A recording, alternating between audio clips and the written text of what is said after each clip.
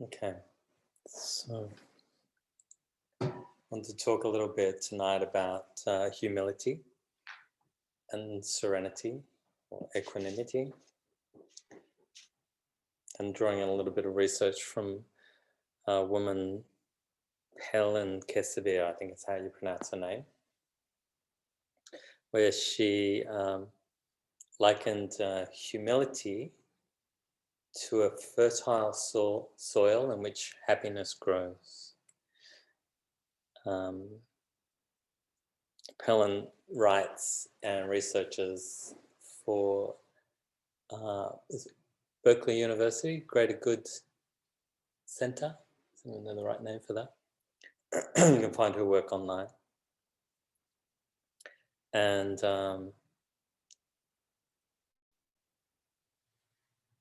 she broadly defined the term as the ability to see oneself in true perspective and be at peace with it. Humility, acceptance. She had these three components to this. One is to have a healthy relationship with yourself, a healthy relationship with others, and then a healthy relationship with reality.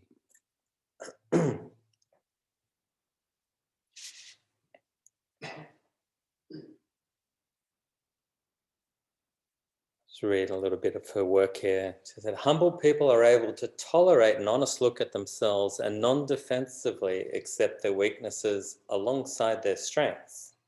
She says that this untroubled, serene, secure relationship to oneself diminishes the need to constantly monitor and to defend one's self-worth, bringing about freedom from a never-ending and exhausting tendency to compare oneself to others. Sounds pretty helpful, huh? Pretty helpful. I'll read that last line. This untroubled, serene, secure relationship to oneself diminishes the need to constantly monitor and defend one's self-worth, bringing about freedom from a never-ending and exhausting tendency to compare oneself to others. The Buddha called it dukkha, suffering. This way of constantly evaluating ourselves and how do we measure up. We're kind of like, are we better than others? Are we less than others? So this sort of sense of just talking about this self-preoccupation. How do I fit in here? Or another way, am I approved of? Do others approve of me? It's like this never-ending sense of measuring. We're measuring life. And how do I fit in there? How do I measure up? Am I enough? Am I good enough?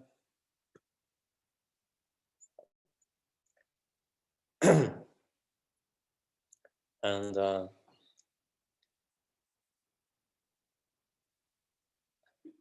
there's this way when we're in this mode that we're constantly looking outside. There's this like part of us inside that's constantly looking. Will you love me? Will I be enough in your eyes? And so it's an incredibly disempowering way of being. Disempowering and undermining to our own mental health and physical health as well. Because we're always sort of on eggshells to see, are we okay? Are we okay?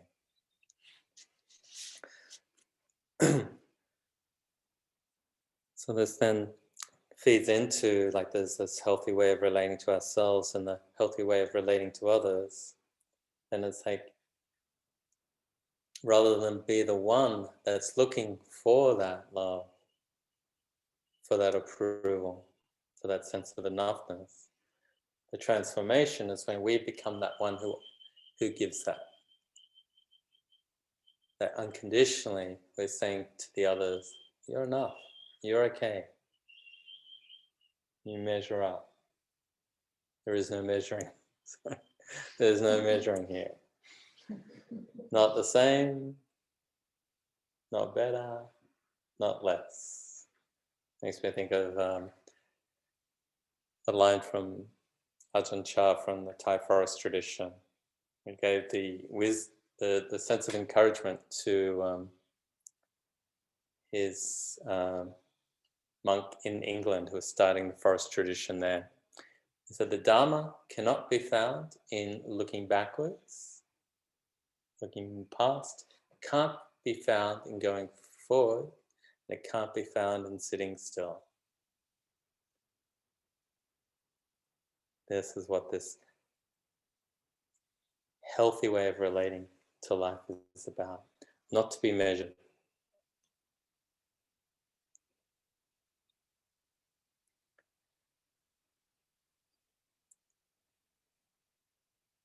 So with the research, Kasabi is saying, it's not surprising then that research links both self-reported and peer-reported humility to higher quality social relationships. Makes sense, doesn't it? That then if we're not judging others, they'll feel more comfortable with us, right? If we're not judging ourselves, others will find ourselves easier to be with as well. It's this beautiful, positive feedback loop. We can take the chance to move out of that sense of low self-esteem into another relationship with life. We're actually just seeing who's in front of us here. What's in front of us? What's the nature of this person here? And then we can just relate to them as they are. And there's the skills to be with them. Maybe they are a bit narky and a bit judgmental. So the skill might be to sort of, what do I need to do here to sort of be with someone like this? Maybe to minimize the harm. Maybe to sort of draw something else out from them as well. So she goes on in this healthy way of relating to others. She says, humble people are less likely to alienate others and create interpersonal friction through toxic qualities such as selfishness, entitlement, and contempt. Beyond that, being free from exaggerated concerns about what other people signify for their own self-worth, humble people also able to approach others with more openness, ease, and benevolence. A large body of research supports these claims, and that research links humility to pro-social qualities such as helpfulness, generosity, gratitude, forgiveness, compassion. Sounds like straight out of the Buddhist Dharma teaching book, isn't it? The Dalai Lama and Desmond Tutu have a whole chapter in their book, the Book of Joy, devoted to humility. And so humility is one of the pillars of joy. They've got these 8 pillars of joy, and humility is one of them.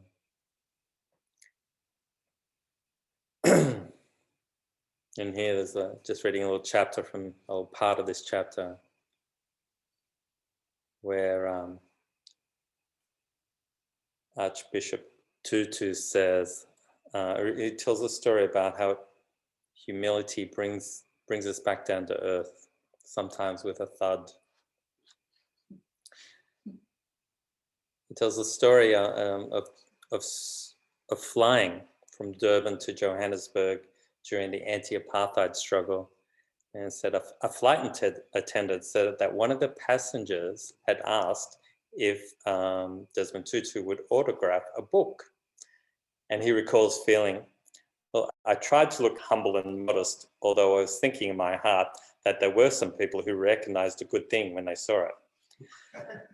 But when the flight attendant when this person handed him the book and he took out his pen, she said, "Are you Bishop Muzorewa?" Can't even say it, aren't you?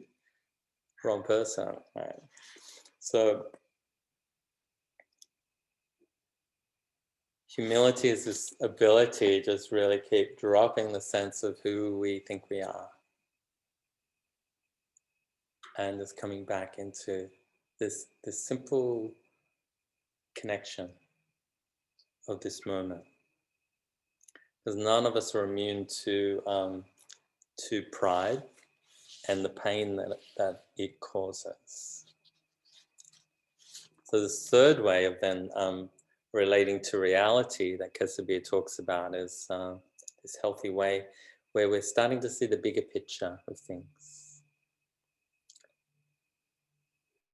She says that if the ego's hopes and fears and desires reign supreme, this corrupts a person's ability to see things as they are. In contrast, humble people are less under the sway of their ego, which affords them a less distorted look at reality, and hence we can less unwelcome clashes with reality. So it enables us to have the bigger picture view of who we are in life, in our relationships, friendships, but also then space, time, the universe. We really look at it, we're all pretty tiny in lots of ways in the bigger picture. You only need to go down to the cemetery and see how many people have come before us, leading the way. And that with so much love and respect, that how long does our impact go for? It's hard to say, huh? Maybe not as long as we think. So what's all it come down to then? So what's important then? While we're here, what's important? What is it that will bring our heart joy, openness?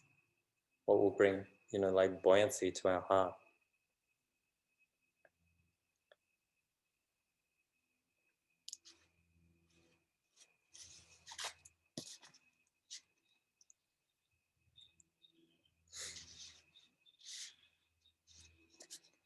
One of the things then that the Dalai Lama and Desmond Tutu speak about is then, well, what is it that helps with humility? What brings it?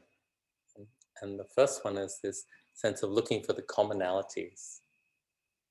Look for what's common. Look for the good in others. What's common in classic Buddhist practice are these things are, well, skin, hair,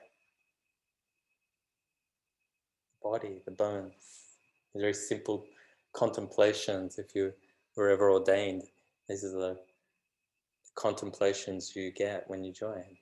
Mucus in the body. The senses. These are the things that you consider. The commonalities. But also then they're all subject to sickness, aging.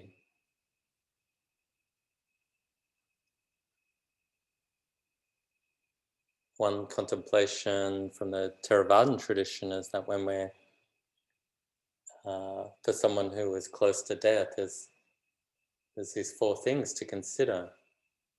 One is that as you consider the hurts that we've received in life, can we forgive those who've hurt us? Can we forgive them?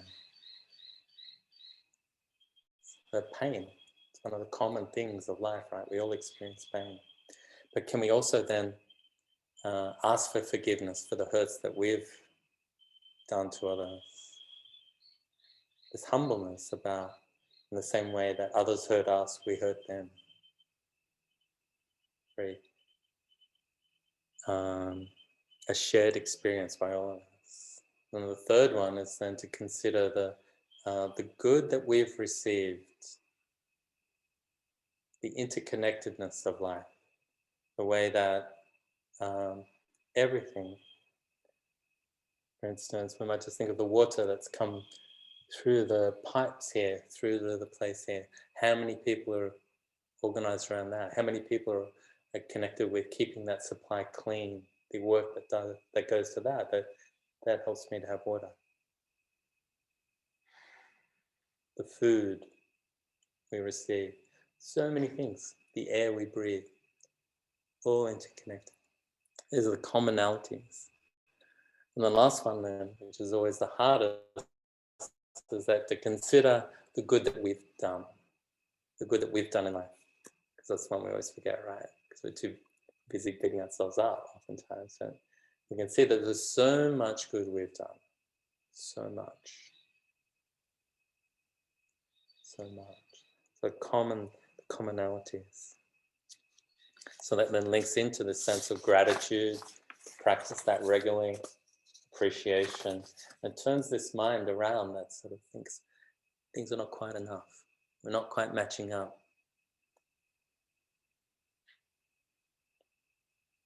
But the mind of gratitude is aware of what's coming to us and what's going out. We're aware of this flow in and out, this flow of support, receiving support, nourishment in and out. It's a beautiful thing. It's a beautiful thing when we really open to that. You can see how fortunate we are, actually. So fortunate in so many ways. The last one is the sense of then opening out to a much bigger picture. And we see this sense of awe about the universe that we're in. That we've got this little bit of soil that all our plants and things grow in, not so deep. Goes up, our atmosphere goes up a couple of miles into the, you see how old I am when I say miles. It goes up. And we just live in this little bubble and this planet floating in the universe. This random miracle. That's awe. You can see that then as you go out into that night sky, just look and look and look and look and look. It just goes on, right? It doesn't stop. It's awe. Awe that trees grow, that plants grow, that we exchange these gases. And cultivating this sense of awe has this very opening quality to our whole being. So then with humility, the Buddha had these reflections that helped us to consider. One of the Brahma Viharas, we have loving kindness. Without recite, may I be well and happy, may all beings be well and happy, so on, so on. So many different ways of doing it. Then we have compassion, where we're wishing all beings to be free from suffering. We're being with pain in a way where we're not getting lost with it, but we're staying in a relationship. And not just lifting ourselves up, but lifting others up as well. And enjoy these reflections. May all beings not be parted from the things that bring them joy. And internally, we're tuning into that place where joy is there. As we release the pain, joy can arise and open. But with serenity, very much closely linked with humility, we change tack. It's a little bit different. We dwell on cause and effects. Serenity, upekkha. And we dwell on karma and its results. This bigger picture thing of karma, its results. And there's this line from the Buddha: I am the owner of my karma, heir to my karma, born of my karma, related to my karma. I abide and am supported by my karma, and whatever karma I should do for good or for ill, of that I will be the heir. I will inherit that.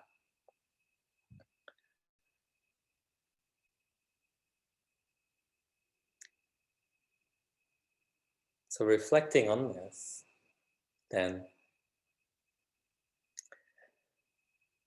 what we're doing is we're training the mind to see things as they are, to see nature as it is, and to see really nature how it works. We can sometimes get lost in this thing of nature as it is, as in, oh, I can't do anything about it, and certainly not that. But it's putting aside this self-centered habit that wants to see things differently to how they are. It's called Dharma niyamata. It's called the lawfulness of reality. We're seeing that nature has its own laws. And if we understand those laws, the way that things work, this can have a very deep effect on our ability to have ease and grace in the world. Doesn't mean that we're passive, we just let things happen that are harmful to others or ourselves. But it's the mind that's not abiding in a sense of something's wrong. We're not enough. Others are not enough. You're wrong, definitely. We're giving that one up. It's not fair. It shouldn't be this way. Because things might be unfair according to the laws of the country, but according to the laws of nature, there's no such thing.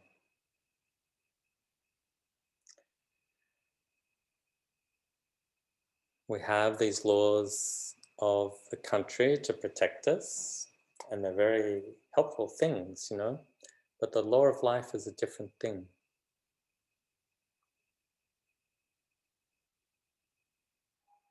The laws of the country protect us from people just running through red lights, smashing things up. But if we reflect on cause and effect, it has a sense of a balancing of the heart, this acceptance. Because if we're not stressing ourselves out about how things are, the heart can rest. We're not trying to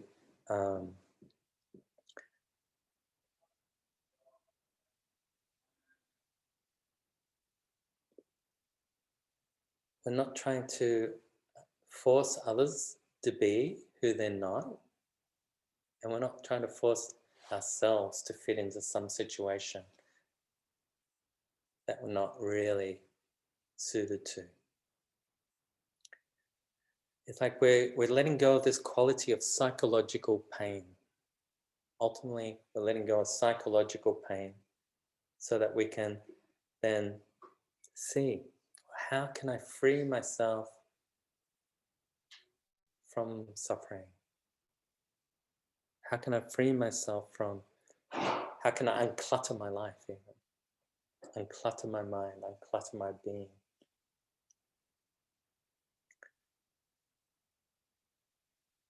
Freeing our friends and ourselves from these kind of unwarranted expectations and harsh judgments on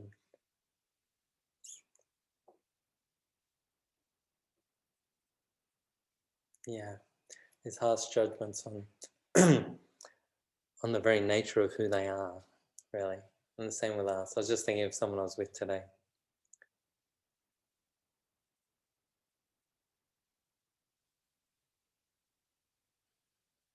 Dwelling on cause and effect. This is like the very nature of the Dharma. So in the meditation, first things is we check in. What's here right now? Tension. Okay. How can I be with this? How can I soften into this? How about we finish there? Does anyone, Loretta, do you want to just sort of finish the recording there or something? Or?